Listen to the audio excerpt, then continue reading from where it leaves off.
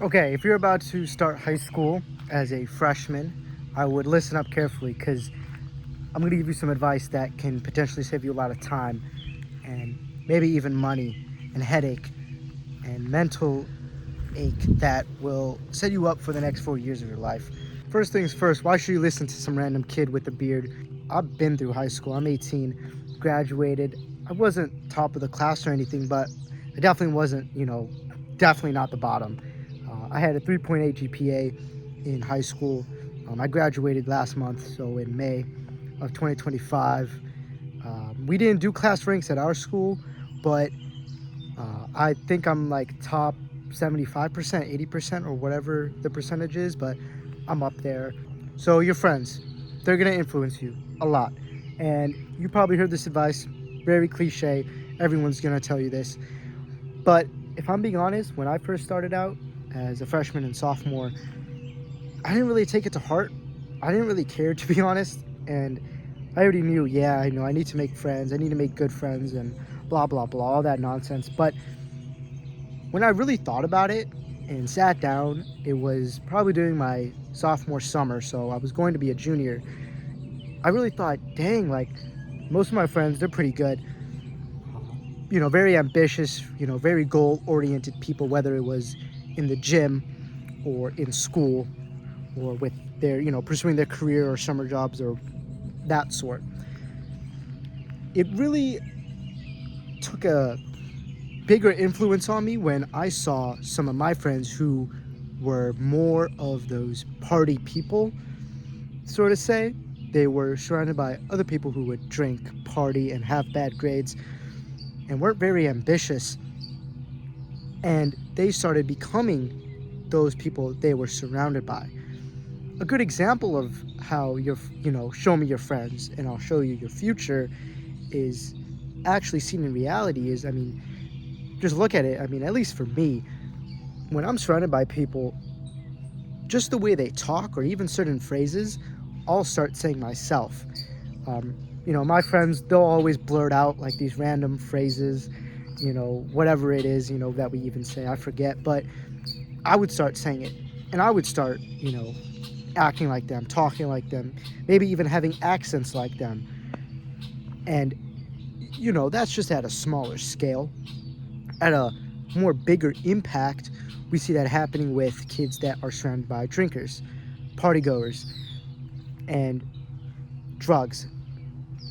I think we have to realize is the quote, show me your friends and I'll show you your future, is very much relevant, especially when you're coming into high school.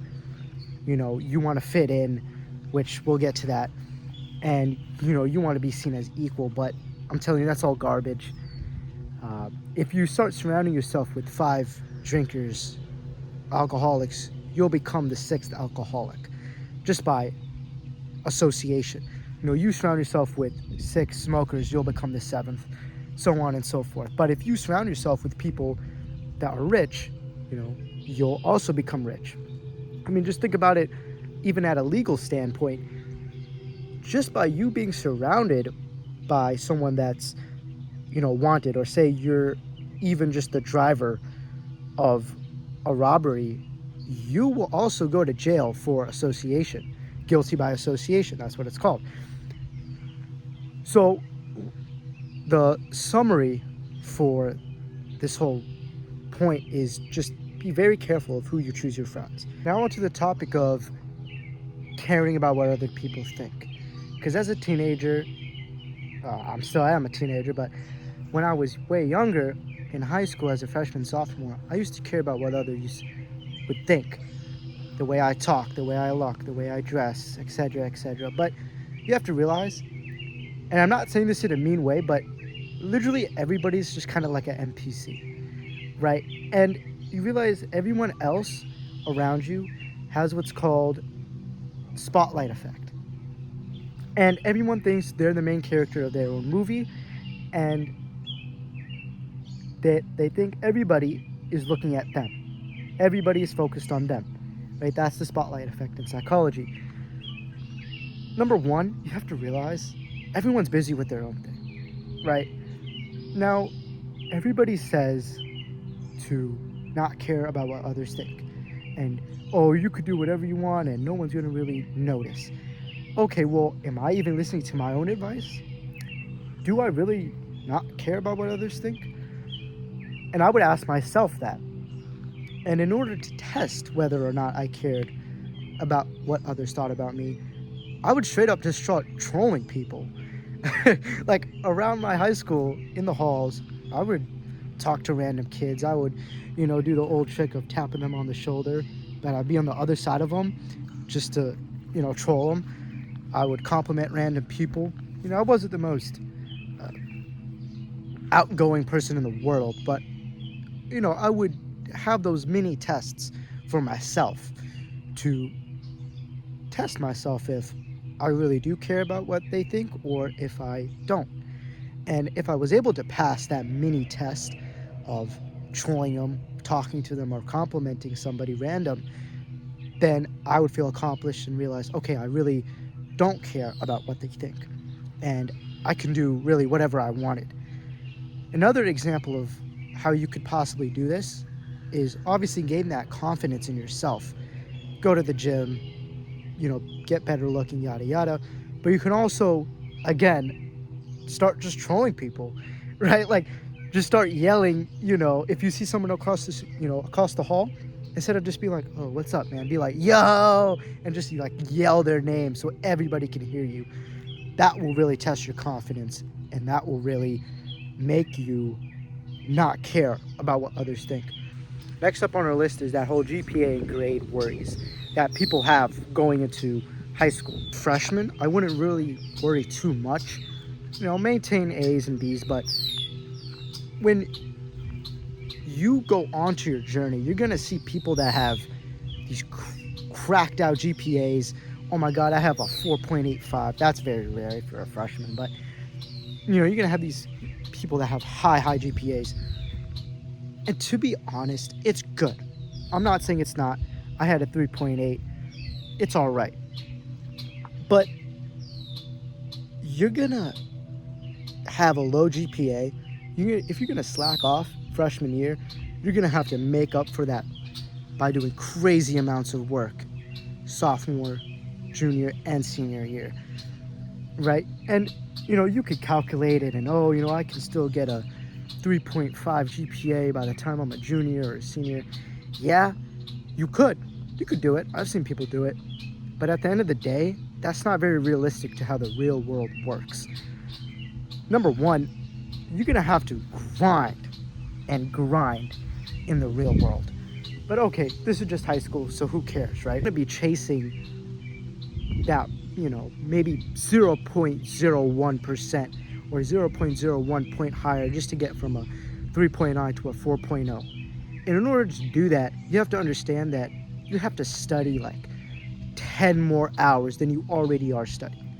So for example, if you're going to be studying already for, 8 hours a week, then you're going to have to put in an exponential amount of more work in order to reach that 4.0 perfect GPA, which in reality isn't really going to help you make the connections you are going to make and be around the people you want to be and have that other extracurricular activities and other things that actually matter in your resume and in your life in general.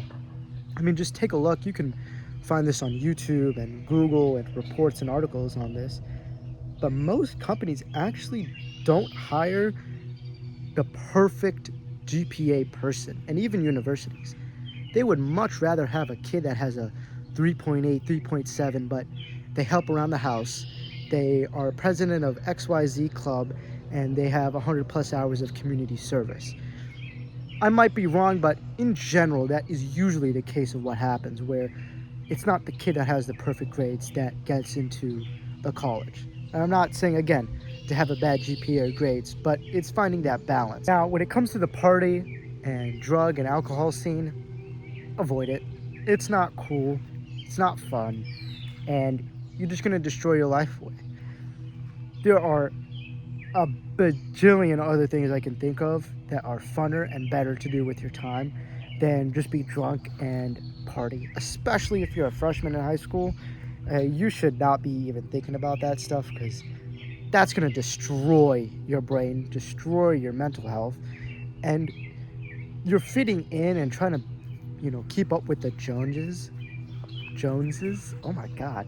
You're trying to keep up with everybody that is doing it, and you're going to see it very relevant. I mean, I was surprised when I saw a 14-year-old, 15-year-olds telling me, yeah, I was drinking at this party and I was taking this. And I'm like, damn, bro, like, that's crazy. But it happens. You're going to see it.